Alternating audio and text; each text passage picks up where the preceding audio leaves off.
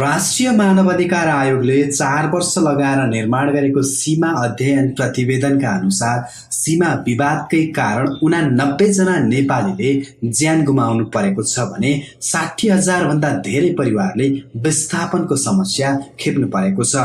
कालापानी लिपुलेक सीमा विवाद चलिरहेको समयमा आयोगले सार्वजनिक गरेको प्रतिवेदनमा सीमा विवादका कारण 55,000 घरपालुवा जनावर मारिएका छन्। हजारौं हेक्टर जमिन प्रत्येक वर्षमा डुबान पर्ने एवं सोही परिणामको जमिन कटान भइरहेको आयोगको प्रतिवेदनमा उल्लेख छ। तर यो कुरा स्वीकार गर्न नेपालको सरकारी निकाय र सुरक्षाकर्मी समेत तयार छैन। सुरक्षा संयन्त्र केवल 5 जनाको मात्र मृत्यु सीमा विवादका कारण भएको भन्ने र अन्य मानिस बाँध, तटबन्ध, जंगली जनावर, पूर्वाधार विकासको अभाव जस्ता कारणबाट भएको दाबी गरिरहेको प्रतिवेदनमा उल्लेख छ। सुरक्षा निकायको यस्तो जानकारीले राज्यका निकायको प्रभावकारी सक्रियताको अभावमा सीमा क्षेत्रका धेरै मानिसको जीवन अधिकार समाप्त भएको निष्कर्षमा पुग्न सकिने आयोगको प्रतिवेदनमा उल्लेख छ। जीवनको अधिकारको सन्दर्भमा कुपोषण, उपयुक्त स्वास्थ्य सेवाको अभाव जस्ता विषयहरूमा सूक्ष्म अध्ययन हुने हो भने यस्तो तथ्याङ्क अझ बढ्न सक्ने देखिन्छ। आयोगको प्रतिवेदनमा भनिएको छ, देशको सिमानाको आसपासमा छिमेकी देशबाट बाँध तथा तटबन्ध निर्माण भइरहेका वा सम्पन्न भएका विषयमा सरकारलाई थाहा नभएको भनी अनुमान गर्न सकिने विषय होइन, प्रतिवेदनमा उल्लेख छ। तर पनि त्यसका कारण कम्तीमा 89 र जंगली जनावरबाट करिब 155 जनाको मृत्यु भएको भनी प्राप्त हुन आएको प्रारम्भिक सूचनाले सीमा क्षेत्रमा बसोबास गर्ने नागरिकको जीवनको अधिकार संरक्षणमा विशेष पहलको आवश्यकता देखिन्छ। यी घटनाहरूका बारेमा थप स्पष्ट हुन बाँध निर्माण हुनु अघि र पछिको क्षतिका सम्बन्धमा तुलनात्मक अध्ययन गरी निष्कर्षमा पुग्नुपर्ने अवस्था देखिएको आयोगको प्रतिवेदनमा उल्लेख छ। सीमा क्षेत्रमा निर्माणाधीन वा निर्माण भइसकेका बाँध तथा तटबन्धका कारण मानव अधिकार उल्लङ्घन भएका पीडित नागरिकहरूको हकमा यकिन तथ्याङ्क नभएको समेत आयोगको प्रतिवेदनमा उल्लेख छ। यसरी मृत्यु भएका र विस्थापन भएकाहरूलाई तत्काल राहत तथा क्षतिपूर्ति उपलब्ध गराउने व्यवस्था मिलाउनेतर्फ आवश्यक पहल हुन अनिवार्य रहेको आयोगको प्रतिवेदनमा उल्लेख छ। भविष्यमा यस्तो अवस्था दोहोरिन नदिन नेपाल सरकारबाट भारत सरकारसँग तत्काल प्रभावकारी रूपमा सार्थक कूटनीतिक पहल गरी समस्याको समाधान गर्न पनि त्यत्तिकै गम्भीर हुनुपर्ने अवस्था रहेको छ, आयोगको प्रतिवेदनमा उल्लेख छ। आयोगले भारततर्फ निर्माण भएका बाँधहरूले नेपालीहरूलाई धेरै समस्यामा पारेको प्रतिवेदनमा उल्लेख गरेको छ। आयोगको टोलीको स्थलगत अनुगमनबाट नेपाली सिमानासँग जोडेर चीनतर्फ कुनै बाँध तथा तटबन्ध निर्माण नदेखिएको तर भारततर्फ बाँध र तटबन्ध गरी 21 वटा निर्माण भएको पाइएको छ। यी बाँधबाट सिमानामा बसोबास गर्ने नागरिकहरूका बहुआयामिक अधिकारहरूको प्रचलनमा प्रभाव परेको छ।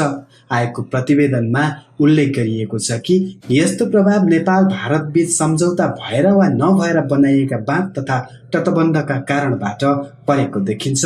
पछिल्लो समय भारततर्फबाट केही स्थानमा 10 गजामा समेत जोडेर सुरु गरेको सडक निर्माणको कार्यले दक्षिणी सिमाना जोडिएका सबै जिल्ला प्रभावित हुने देखिन्छ। निर्माण सम्पन्न भएको बाँके जिल्लाको दक्षिणी सिमानाको बाँध तथा तटबन्धले यस तथ्यलाई पुष्टि गर्न सहयोग गरेको आयोगको प्रतिवेदनमा उल्लेख छ। सीमा क्षेत्रमा बसोबास गर्ने नेपाली नागरिकहरूका मानव अधिकार हनन हुन नदिनेतर्फ नेपाल सरकार समयमा नै सचेत र सक्रिय रहनुपर्ने देखिएको आयोगले उल्लेख गरेको छ। अध्ययन तथा अनुगमनले सीमा क्षेत्रमा बसोबास गर्ने नागरिकहरूको जीवनको अधिकार संरक्षणका लागि सरकार अझै सक्रिय रहनुपर्ने पनि प्रतिवेदनमा उल्लेख छ। यस्तो अवस्था दक्षिणतर्फ विशेषतः खुल्ला सिमाना र उत्तरतर्फ पूर्वाधार विकास प्रविधिको प्रयोग हुन नसक्नु जस्ता कारणले भएको प्रतिवेदनले औल्याएको छ। सीमा क्षेत्रमा बसोबास गर्ने कम्तीमा 300 जना भन्दा बढी नेपाली नागरिकहरूको बाँच्न पाउने अधिकारको समाप्ति भएको अनुमान आयोगले गरेको छ। यसको वास्तविक विवरण प्राप्त गर्न सूक्ष्म अध्ययनको आवश्यकता देखिएको आयोगको भएको औल्याइ छ। सीमा क्षेत्रका स्वास्थ्य चौकी, अस्पताल र राज्यबाट वितरित निशुल्क औषधिको अभाव, कुपोषण तथा उपयुक्त स्वास्थ्य सेवाको अभाव जस्ता विषयहरू पनि जीवनको अधिकारका महत्त्वपूर्ण अवयव भएका हुँदा यस्ता कुराको स्थापना गर्न आयोगले भनेको छ।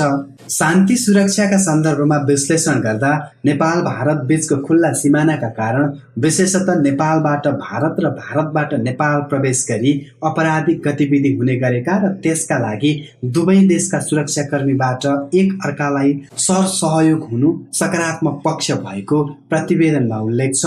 तर पनि नेपाल भारत सिमानाको नेपालतर्फ आवश्यक मात्रामा सुरक्षाकर्मीको उपस्थिति नहुँदा सीमा क्षेत्रमा बसोबास गर्ने नागरिकहरू बढी मात्रामा प्रभावित हुनु परेको प्रतिवेदनमा उल्लेख छ। नेपाल भारत सीमा क्षेत्रमा रहेको औसत 50 किलोमिटर र चीनतर्फ औसत 53 किलोमिटरको एक स्थानमा मात्र उपस्थित रहेको नेपाली सुरक्षाकर्मीबाट सबै स्थानमा प्रभावकारी शान्ति सुरक्षाको व्यवस्था असम्भव रहेको पनि प्रतिवेदनले औल्याएको छ। सीमावर्ती भारतीय बजारमा नेपाली रुपैयाँको अवमूल्यन पनि कुनै न कुनै रूपमा राष्ट्रियताको अधिकारसँग जोडिएको प्रतिवेदनले भनेको छ। नागरिकहरूको मर्यादित जीवन जिउनका लागि आवश्यक पर्ने उपभोग्य सामग्री आफ्नै भूमिमा उपलब्ध हुन नसक्दा भारतीय बजारमा भर पर्नुपर्ने र भारतीय बजारमा नेपाली रुपैयाँको मूल्य प्रचलित परिवर्त्य मुद्रा भन्दा कम अर्थात् 100 रुपैयाँको भारतीय रुपैयाँ केवल 60 रुपैयाँ मात्र मूल्याङ्कन भइदिँदा त्यसबाट पनि नेपाली नागरिकहरूमा हीनताबोध उत्पन्न गराएको प्रतिवेदनमा उल्लेख छ। सीमा क्षेत्रका कतिपय गाउँहरूबाट आफ्नो स्थानीय तहसम्म आउनका लागि 2 दिन वा त्योभन्दा बढी समयसम्म जोखिमपूर्ण पैदल यात्रा गर्नुपर्ने एवं छिमेकी देशको बाटो भएर हिँड्नुपर्ने व्यवस्थाले सरकारप्रति निरन्तर वितृष्णा उत्पन्न हुने अवस्था छ। आयोगको प्रतिवेदनमा भनिएको छ कि त्यसैबाट राष्ट्रियताप्रतिको धारणा फरक बन्न समेत जाने देखिँदा त्यसतर्फ गम्भीर रूपमा कार्य हुन ढिलाइ भइसकेको देखिन्छ। आफ्ना नाउँमा लालपूर्जा समेत भएका जग्गा जमिन अर्को देशतर्फ परेको भनी सार्वजनिक भएका समाचार सन्दर्भमा सरकारबाट स्थिर सीमा सिद्धान्तको आधारमा नापी हुँदा त्यस्तो हुन गएको भनी जानकारी गराए पनि विकल्प के हुने भनी प्रभावित नागरिकहरूलाई आश्वस्त पार्न नसकेको प्रतिवेदनमा उल्लेख छ।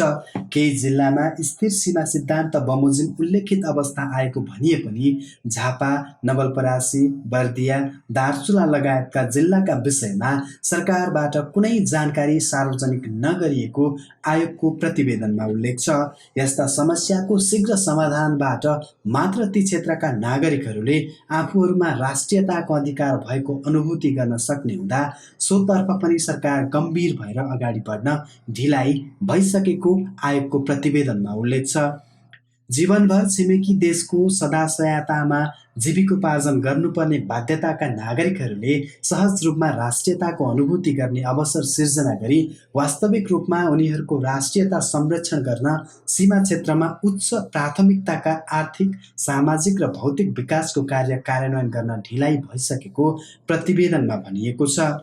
दार्चुला जिल्लाको बाँस गाउँपालिका क्षेत्र र दोलखा जिल्लाको बिगु गाउँपालिकाको लाप्ची क्षेत्रमा बसोबास गर्दै आएका नागरिकहरूले निरन्तर भोग्दै आएको पीडाले यस अवस्थालाई पुष्टि गरेको प्रतिवेदनमा उल्लेख छ। प्राप्त तथ्याङ्कले सीमा जोडिएका जिल्लामा 26% सम्म नागरिकहरूको आफ्नै स्वामित्वको आभास नहुनु, करिब 50% परिवारमा शौचालयको अभाव हुनु, जीवित जन्मिएका बालबालिकाहरूमध्ये 25 जनामा 1 जनाको 5 वर्ष अघि मृत्यु हुनु जस्ता समस्या रहेको आयोगको प्रतिवेदनमा उल्लेख छ। अति न्यून पारिश्रमिक र जोखिममा मजदुरी गर्न देश छोडेर हिँड्नुपर्ने अवस्था हुनु, सिमाना जोडिएका स्थानीय तहको गरिबी सूचक 26.96% सम्म रहेको देखिएको आयोगको प्रतिवेदनमा उल्लेख छ। बाँसको बारबेर, पाल, प्लास्टिक वा रुखका स्याउलाको छाना र फुसखर, छ्वाली छाना भएका घरको सङ्ख्या उल्लेख्य मात्रामा रहनु, आफ्नै उत्पादनले खान नपुग्ने घर परिवार सङ्ख्या पनि उल्लेख्य रहेको आयोगको प्रतिवेदनमा उल्लेख छ। प्राप्त तथ्याङ्कले सीमा क्षेत्रमा बसोबास गर्ने नागरिकको अधिकार संरक्षणका लागि गरिबीको अन्त्य प्रमुख शर्त बनिसकेको आयोगको प्रतिवेदनले उल्लेख गरेको छ। अन्तर्राष्ट्रिय तथा द्विपक्षीय सन्धि सम्झौताको अध्ययनबाट के निष्कर्षमा पुग्न सकिन्छ भने नेपाल भारत सीमा क्षेत्रमा निर्माण भएका बाँधहरूलाई अन्तर्राष्ट्रिय मापदण्ड अनुरूप नगरिँदा ती क्षेत्रमा बसोबास गर्ने नागरिकहरूको मानवाधिकार संरक्षण चुनौतीपूर्ण भएको देखिन्छ। प्रतिवेदनले उल्लेख गरेको छ, यस्ता समस्याको समाधान नेपाल र भारत दुवै पक्षको कूटनैतिक पहलबाट खोज्न ढिला भइसकेको छ। नेपाल र भारत दुवै देशबाट सीमा क्षेत्रमा बसोबास गर्ने दुवै देशका नागरिकहरूको मानवाधिकार संरक्षण हुन सक्ने बात तथा तटबन्ध सम्बन्धी अन्तर्राष्ट्रिय कानुनहरूको अनुमोदन हुन सकेमा त्यस्ता सन्धिहरूले एक अर्का बीचमा सम्झौता गरेर अगाडि बढ्नलाई आधार तयार गर्ने पनि देखिन्छ। अनुमोदन पूर्व पनि यी अन्तर्राष्ट्रिय बाँध तथा तटबन्ध सम्बन्धी कानुनहरूमा गरिएका व्यवस्थाहरूलाई सन्दर्भ सामग्रीको रूपमा अनुसरण गरी अगाडि बढ्न सकेमा दुवै देश लाभान्वित हुन सक्ने देखिँदा त्यसतर्फ नेपाल सरकारको कूटनैतिक पहल हुनुपर्ने आयोगको धारणा छ।